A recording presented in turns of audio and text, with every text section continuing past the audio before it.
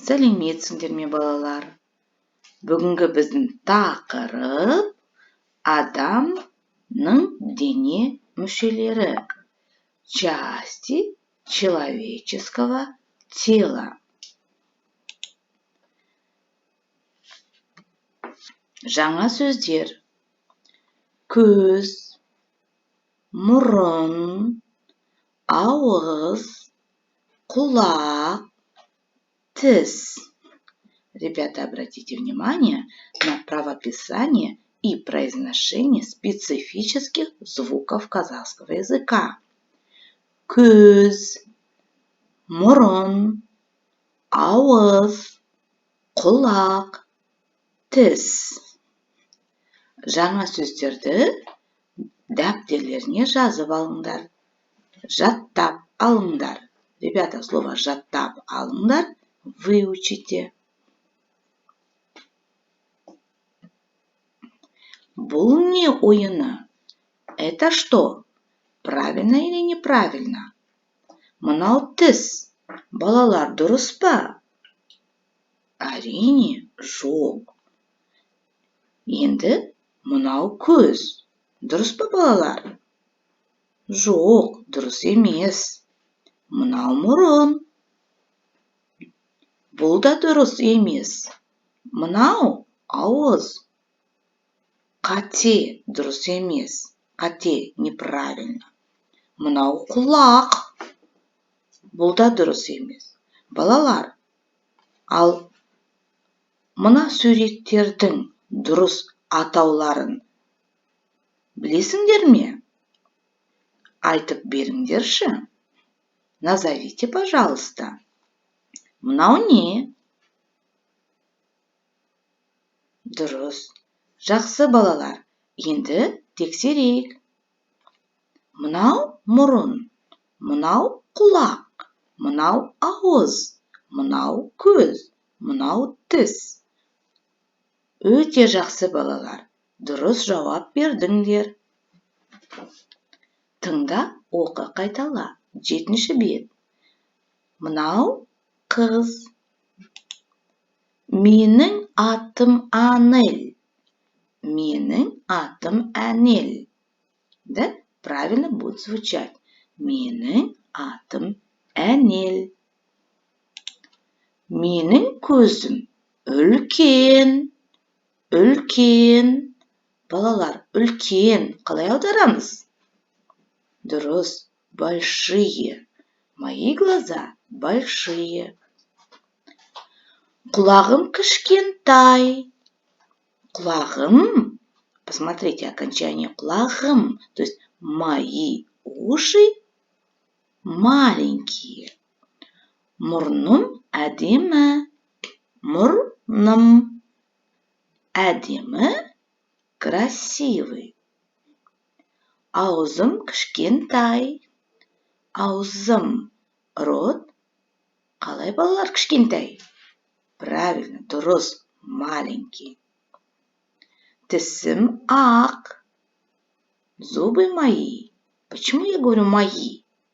Правильно, потому что здесь окончание м. То есть мои зубы. Тісім ақ. Балалар, өздерің бір қайтара оқып шығыңдар. Оқыңдар. Жақсы ма? Сөздерді бір қайталаңдар. Енді біз сендермен тәуелдік жалғау, притяжательную форму окончания қайталаймыз. Мысалы, құлақ. Құлақ это, ребята, уши. Молодцы. При прибавлении окончания м к слову кулак. Что делаем? Какой процесс происходит, ребята? Мы с вами это проходили. Правильно. Процесс озвончания, да? То есть к при прибавлении гласной превращается в более звонкую г. Кулак будет звучать мины кулагым. Окончание и слово минен переводится мои. Синең құлағың. Твои уши. Здесь тоже идет процесс озвучания, потому что окончание начинается на гласную «э». Окончание «н». Что, ребята, означает окончание «н»? Совершенно верно. Твои. Окончание второго лица.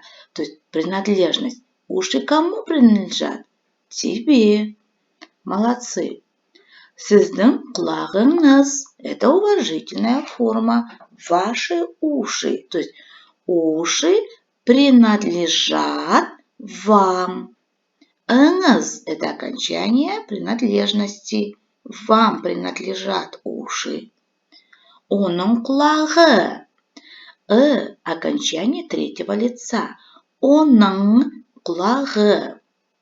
Уши принадлежат ему. Ребята, посмотрите. Оның, она или он. И это слово можно заменить любым другим именем. Допустим, Аннаның құлағы, Сашаның құлағы. Вот это, ребята, запомните, что окончание, то есть местоимение «оның» – это местоимение третьего лица, в данном случае притяжательной формы. Запишите, ребята. И еще одно правило, ребята, запишите и запомните. Смотрим. Мурун слово имеет в корне гласную «э». Но при прибавлении, опять же, окончании притяжательной формы, в данном случае я взяла окончание третьего лица, вот это вот, мурун, то гласная «э» в корне слова выпадает. Мурун будет мурна, ауз будет аузе. Вот это надо вам внимательно еще раз послушать и записать. Записать и запомнить. Жазылым. 8-ші бет, 1-ші тапсырма. Балалар, суреттің орнына сөздерді жазамыз. Аннаның, оның. Видите, я вам говорила, да? Можно заменить слово «Анна» на местоимение «оның» или местоимение «оның» на имя Аннаның. Все равно они имеют окончание «ның». Что означает окончание «ның»? Принадлежит, правильно. Глаза принадлежат Анне. Красивые глаза принадлежат Анне. Сашаның нос үлкен. Бұл Әлібектің это что? Рот. Да? То есть рот принадлежит Әлібеку. Әлібектің или оның что? Чистые. Конечно же, зубы. Менің 2 уши бар. Ребята, выполняем это задание внимательно. Мы только что с вами проходили, как видоизменяется корень слова. Да?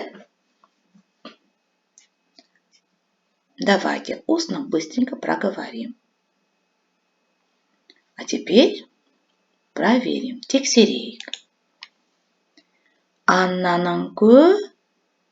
Какое окончание вы добавили сюда?